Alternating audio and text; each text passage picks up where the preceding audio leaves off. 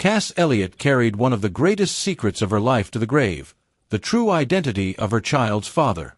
For years, no one knew the truth, until it was accidentally uncovered by her own bandmate, Michelle Phillips, and the revelation sent shockwaves through everyone who heard it. As the breakout star of the Mamas and the Papas, Cass dazzled audiences with her powerful voice and magnetic presence, yet behind the spotlight lay a life marked by heartbreak, unreturned love, painful career missteps, buried secrets, and dangerously extreme diets. Her struggle with self-image haunted her until her final days, even as she continued to sing with unforgettable soul. Born Ellen Naomi Cohen in Baltimore in September 1941, Cass grew up in a struggling family of Russian Jewish immigrants. Financial hardship defined much of her childhood, but it never dimmed her inner light. She possessed an irresistible personality and extraordinary talent, as though greatness was written into her destiny. Still, her brilliance came with shadows. From a young age, Cass battled her weight and the cruel stigma attached to it. In high school, she endured judgment and ridicule, until she finally found a sense of belonging through music, a space where her voice could soar freely, even if the emotional scars she carried never truly faded. As her voice continued to rise, she developed a deep love for the stage and for performing in front of an audience. She chose the stage name Cass Elliot, reportedly inspired by the legendary actress Peggy Cass and a close friend who had passed away. This new alter ego gave her the confidence to step into the spotlight. Believing she had finally discovered her true talent, Cass took a bold risk. She dropped out of high school and moved to New York to pursue a career in acting. But Broadway was unforgiving. After losing a key role to an actress who was still unknown at the time, Cass faced her first major disappointment. She then turned to singing, hoping music would not break her heart the way theater had. She was wrong. Still, music offered her opportunities. Between 1962 and 1964, Cass formed two groups, the Big Three, followed by the Mugwumps. It was while singing with the Mugwumps that she met Denny Doherty, the man she fell deeply in love with and was willing to follow anywhere. Yet in the first cruel twist of her romantic life, despite her love for Denny, Cass suddenly found herself unavailable, married to someone else, setting the stage for a long pattern of heartbreak to come.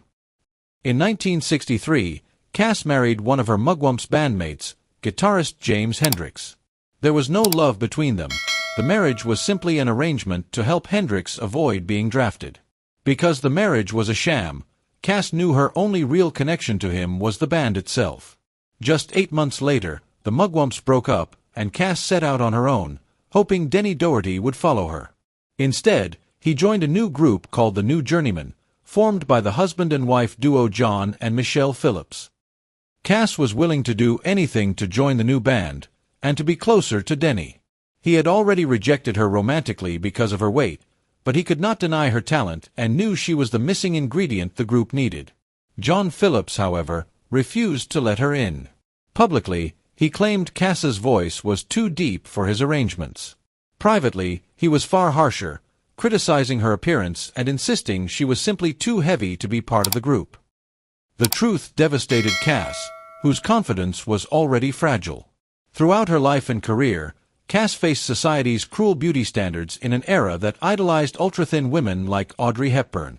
She felt she never stood a chance. Despite repeated rejection from John Phillips, Cass grew increasingly desperate to join the New Journeymen just to be near Denny.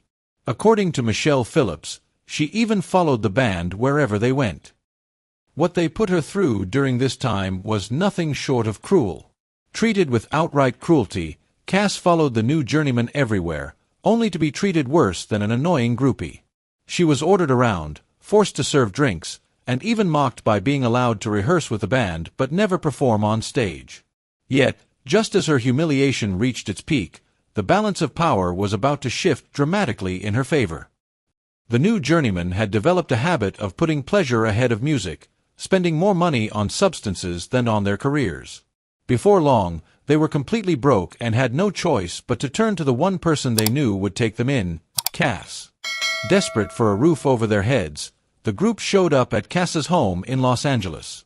Standing in her doorway, Cass finally saw the opportunity she had been waiting for. According to many accounts, she used the band's desperate situation to her advantage. Whether John Phillips liked her size or not, He had to agree to let her join the group, or face sleeping on the streets. With no real alternative, John Phillips gave in. However, there is another version of how Cass ultimately became part of the band. For years, the official story painted it as fate rather than financial collapse. In this telling, Cass had accompanied the new journeyman on a trip to St. Thomas in the Virgin Islands. While walking beneath a construction site, a pipe supposedly fell and struck her on the head, knocking her to the ground. Remarkably, the injury was said to have caused her to sing in a higher register, exactly the voice John Phillips had been searching for. The infamous pipe to the head story would live on as one of the strangest legends in music history. Many believe the infamous pipe accident story was simply Cass's way of covering up an embarrassing truth. Decades later, sources close to the band revealed that John Phillips never wanted fans to learn that he had essentially kept Cass out of the group because of her weight. Whatever the real story, Cass was finally in the band. After a burst of late-night inspiration, they renamed themselves the Mamas and the Papas, and the good times seemed to begin. With Cass's powerful vocals at the center, the group went on to record massive hits like California Dreamin' and Monday, Monday. But joining the band did not end the cruelty. In fact, the teasing about Cass's weight only grew worse. John and Michelle Phillips, along with Denny Doherty, openly mocked her size, even embedding the insults into their lyrics. In the hit song Creek Alley, they sang the line, "No one's getting fat except Mama Cass." The lyrics struck a chord with fans, and to Cass's deep humiliation, the nickname Mama Cass stuck. Then one of her bandmates crossed a line that cut even deeper. Cass had joined the Mamas and the Papas largely because of her unrequited love for Denny Doherty. But while she had been quietly pining for him, he had been longing for someone else. The man she loved had begun an affair with the very person Cass felt most jealous of, Michelle Phillips. When Denny confessed the affair, Cass was left devastated, overwhelmed by heartbreak and envy. The betrayal crushed her. She later lamented to Michelle, "You can have any man in the world. Why take the one man I love?" Even after learning the truth, Cass held on to the fragile hope that one day Denny might come to love her. One night, overwhelmed by longing, Cass even worked up the courage to propose to him, only to be met with silence. Later, she learned he hadn't answered because he had been too intoxicated to respond. With her heart in pieces, Cass poured her pain into her music, numbing herself with a dangerous mix of substances that fueled increasingly reckless behavior. In 1967, she traveled to London ahead of the rest of the band for a scheduled performance. It wasn't long before trouble followed. Cass found herself on the wrong side of the law when local authorities detained her for allegedly stealing bed linens from the apartment where she was staying. Behind the absurd charge, however, darker rumors swirled. One of Cass's many rumored lovers was a man named Chuck Dawson, and she wasn't the only one interested in him. London authorities were, too. Dawson was not only believed to be her lover but also her supplier, and officials allegedly hoped to use Cass as leverage to reach him. Cass spent an entire night in a London jail, facing the possibility of serious charges. But when she appeared before a magistrate, the case collapsed and the accusations were dropped for lack of evidence. Even so, the damage was done. The scandal-filled headlines forced the band to cancel their performance, and Cass's time with the Mamas and the Papas was rapidly unraveling. With little to show for her years in the group but a broken heart and humiliating lyrics, Cass began to consider a future on her own. The success of her solo recording Dream a Little Dream of Me gave her the confidence to walk away. After the band's breakup, she officially struck out on her own, and it wasn't long before she landed a major solo engagement at Caesars Palace in Las Vegas, a staggering six-figure, multi-week deal that signaled the start of a bold new chapter in her life. The deal was supposed to make Cass the undeniable breakout star of the band she had just left behind. Now standing alone as a solo act, the pressure to slim down became more intense than ever. Determined to transform herself for her Las Vegas debut, Cass embraced a brutal crash diet. For 7 months, she fasted 4 days a week, shedding nearly a third of her 300-pound frame. The weight came off, but at a devastating cost. As her body weakened, her health collapsed. In the weeks leading up to the show, Cass was hit with a cascade of serious illnesses: acute tonsillitis, hemorrhaging vocal cords, mononucleosis, and a dangerous case of hepatitis, all fueled by her extreme eating habits. She had no idea how unprepared she truly was for what lay ahead. When opening night finally arrived in Las Vegas, the room was packed with celebrities. Icons like Sammy Davis Jr., Jimi Hendrix, and Mia Farrow filled the audience, eager to witness Cass's triumphant solo debut. But behind the scenes, she had barely been able to rehearse a single song. Nervous and visibly fragile, Cass stepped onto the stage, and the excitement quickly turned to shock. Weak from illness, her voice was barely audible as she struggled through the performance. Her contract required 2 shows a night. After a brief rest, Cass returned, desperate to redeem herself, but her condition had only worsened. Her voice faltered even more, and the crowd grew restless and unsympathetic. One by one, audience members began to walk out. With no alternative, Caesar's Palace canceled her contract on the spot, turning what was meant to be her crowning moment into one of the most painful public collapses of her career. When the sun rose on the aftermath of her disastrous performances, the media showed no mercy. Newsweek savagely compared Cass's Las Vegas debut to the sinking of the Titanic. Humiliated and emotionally shattered, she spiraled into a deep depression. Yet amid the wreckage of her career, there was one powerful source of light in her life. Just before signing the Las Vegas contract, Cass had given birth to a healthy baby girl, Owen. Despite the chaos surrounding her love life and professional downfall, Cass was fiercely devoted to motherhood. She became intensely protective of her daughter, guarding her privacy at all costs, even firing nannies who grew too close. She worked hard to keep Owen out of the headlines, and when the press inevitably discovered the child's existence, Cass flatly refused to name the father. That silence only fueled relentless speculation. But darker rumors continued to trail her. Cass was famous for hosting legendary Hollywood parties, attended by some of the biggest stars of the era, and, according to disturbing legend, at least one notorious figure as well. It was rumored that she had, on at least one occasion, hosted the infamous cult leader Charles Manson and his associates at her home. How close she truly was to Manson remains unclear, but the association was enough to permanently alter how some people viewed her. After Manson's horrific crimes shocked the world, John Phillips publicly pointed the finger at Cass. He accused her of bringing Manson and his followers into their circle and even went so far as to blame her for the brutal murders, including the killing of Sharon Tate. Authorities, however, found no basis for these accusations and rejected Phillips's claims outright. Still, the damage to Cass's reputation lingered. With her Las Vegas failure derailing her momentum, her solo career stalled.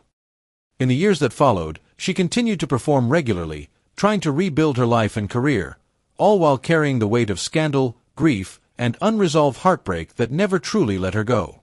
Cass continued to stay visible through frequent television appearances, even hosting her own variety specials, the Mama Cass television program and Don't Call Me Mama Anymore. Yet deep down, a modest comeback was never enough. What Cass wanted most, the one thing that had always slipped through her fingers, was love. In 1971, when she least expected it, she believed she had finally found it. Cass married Donald von Wiedemann, a journalist and heir to a Bavarian barony.